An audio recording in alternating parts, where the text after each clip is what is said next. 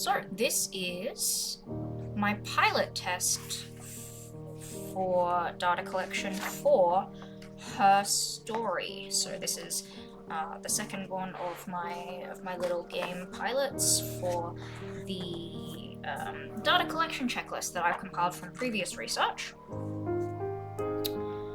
I'm not going to take too long on this one, mostly because I think the bulk of what I'm going to capture in her story is probably going to be more gameplay driven than anything else in some ways.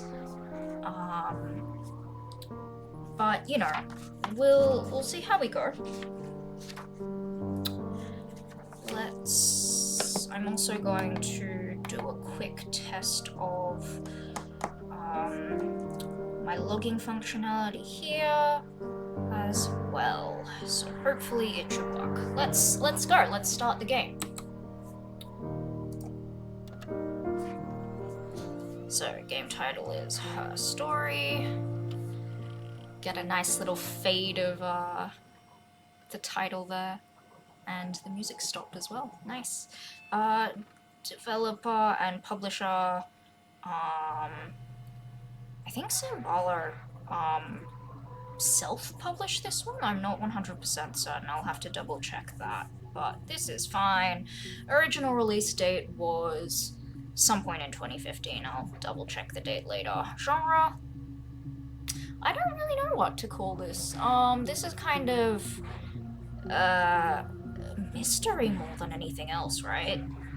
Description from store page I'll do later. I'm playing this on PC, specifically Windows 11. Steam version, I'll have to double check the version number later. This is fine.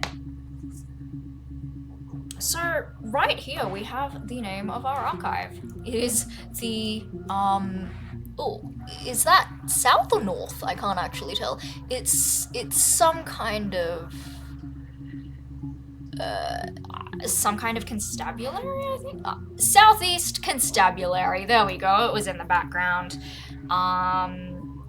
Southeast Constabulary Logic Database. This is the archive that we're going to be working with pretty much throughout the entire game. This one is, as I recall, I'm just going to put this aside for a second, and let's have a look at the readmes. This is, these two readmes are basically like the background information as I recall it. So this is part of what tells us that this is, you know, it's very much kind of like a. I don't know if this would count as. Do the police count as government in this particular case? I'm going to tick institutional and government, and I'm just going to make a note here. It's police. And this is specifically footage that has been transferred from a previous archive. It was a tape archive. They got transferred off the videos, and the archives themselves were flooded. So basically, I guess I would call this video footage that has been digitized from previous tapes.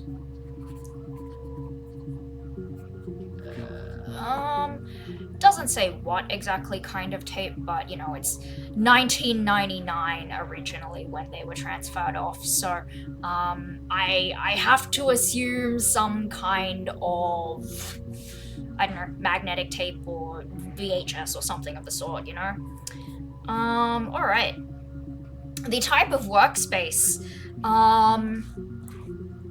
This is a very old style PC. I don't know if we have a specific date of when exactly this is, come to think of it, but... Okay, it's telling me this is my date. No, sorry, it is not exactly my date. It's saying it's the 16th of June, which is not quite correct. It does say it's 2025 though, so that's interesting. So this is a really old style computer. I mean, look at this interface. I'll put those back later. So I don't know at the moment exactly. I don't remember if anything takes place outside of the computer itself. So, what I will put in this section is dated computer, old OS. There's really no particular. I don't think there's anything in particular that like says here's what the OS is or anything like that. Yeah, okay, that's not currently relevant.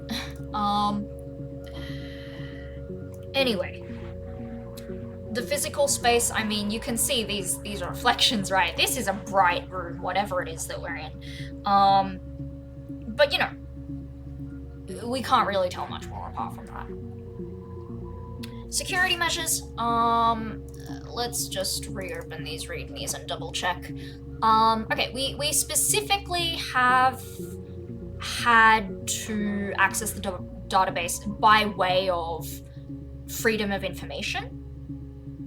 I guess that counts as registration, maybe? I might just call it other and just put in the notes freedom of information request. So that can go there. I would say that we are adhering to the security measures by way of, you know, having official guest access. So I will take that. We do not know if there is a specific archivist here. This has basically just said, you know, there is an information technology representative of some sort. There is footage that has been transferred. There was some kind of technology. Things have been done digitally. We get reference to an ambiguous kind of they. So the presence of archivists is implied, but the archivists are unidentified. I will say unidentified. I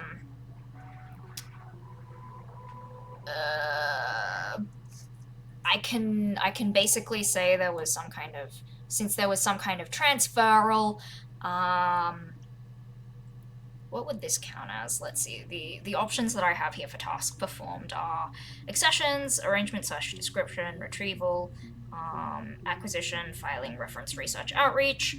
I am not 100% sure what digitization counts as. I'll have to double check that later, so I'll just say, I'll just put this in the other section for now and just say digitization and follow up on that with someone who knows more later. And they are not really. None of that is determinate, so I can skip that. Does the player character find what they're looking for because of the archivist? Technically, yes. Because I would not be able to find what I was looking for if these files had not been digitized. So I will say yes here in this particular case. That is basically it for the form. For the checklist as of the launch of the game. So I'm gonna actually do a little bit of play now.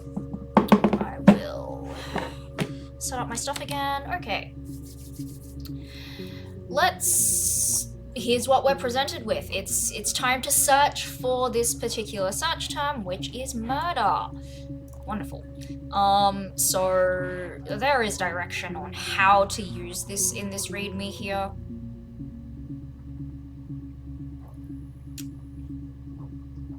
You can scenes or clips and stuff like that, it's actually relatively decently documented, which is nice. What is this? That is settings. I don't need to worry about that. What is this? History of my queries? The kind of thing you would usually see, right? So let's search for murder. It queries the database. Oh my gosh. And I am assuming that these eye icons are basically to signify, yeah, here's something that you have not looked at yet. So let's have a look. Okay, we can manually tag these, which is interesting. I don't know if this is functionality that would usually be a thing for, you know, guest access in archives, right? But let's have a look. You think it's murder? I mean, clearly it's murder. What can I do to help? Okay, so really short clip here. From all the way back in 1994. Good fun. There's some labeling there, but don't remember the relevance of that right now. Transcription. It's nice. So let's close that for now. Yeah, the eye's gone away, so that means I've seen it, right? Let's keep having a look. I don't know that clips, that video clips stored in real life archives would be quite this fragmented, but no, let's keep going for now. Yeah, that's me. But February, I mean, that was months ago. What's that got to do with Simon's murder? So we've got some names, we've got a time frame. I didn't murder Simon. You've got it wrong. You've got the wrong person. And it looks like these clips are moving forwards in time. I'd like to speak to a lawyer now. Please. You have no murder weapon. You have nothing. And all these stories we've been telling each other, just that. Stories. Interesting thing to say in a police interview, right? So I may as well just quickly make some notes on the gameplay here. So the player character is actually a user of the archive, which is nice. I think that off the top of my head, I'm pretty sure that there hasn't actually been that much research done into portrayals of archive users. I've only seen one paper on it so far in my research. And I don't quite remember what media was being investigated there, but you know, this is definitely something that could use further investigation, right? The way that archive users are portrayed in video games. And as I remember, one of the reveals, I guess, or twists towards the end of the game is figuring out who you, as the archive user, actually are. So, you know, yeah, this could be an interesting thing to do further investigation on. At some point in the future, you know? So, what I'm gonna say here.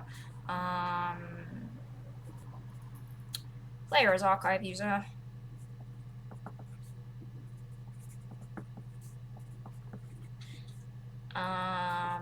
And archive clips are fragmented in a way that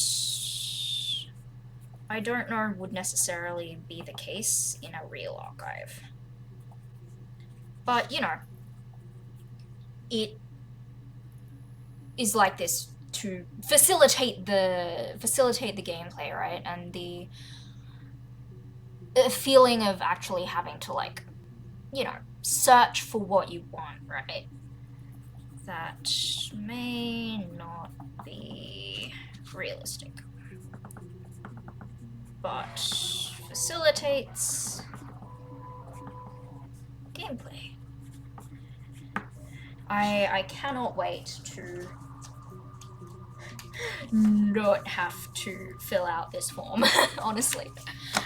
Let's do one search and then we will call it a day here. Let's search for well, there are a couple of interesting things that have come up just in the course of these 4 clips, right? But I think I want to search for the name that was mentioned, Simon. And you can see 61 entries found, access limited to first 5 entries. Honestly, that sounds like really old databases to me, so that's not surprising at all. I think to be able to access further entries, you would need to enter extra search terms, right? Okay, that's pretty much as far as I'm going to take it for today. I might just delete session data so that I can start effectively from scratch next time when I am doing my actual playthrough for non-form analysis. Alright. That was my cute little pilot test of her story, using my data collection checklist from previous research. Next up will be the Hypnospace Outlaw pilot test. I'm not entirely certain how I'm going to do that, because the bit where the archives come in is at the very end. It's like the last third of the game. So we'll see how that works. I may end up doing it potentially over someone else's playthrough of that section of the game. We'll see. Alright, until next time.